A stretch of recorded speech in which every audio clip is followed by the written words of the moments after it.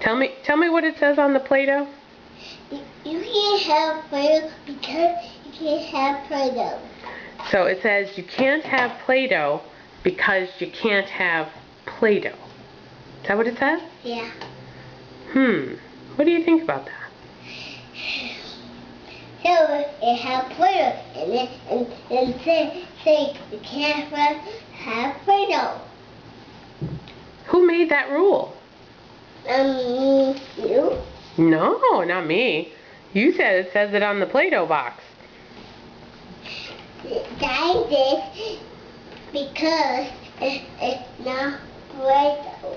Oh, I see. Daddy said it's not Play-Doh. It's not Play-Doh because it's not Play-Doh.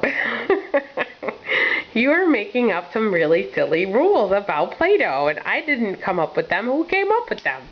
Daddy. Daddy? You're blaming Daddy because he's not here.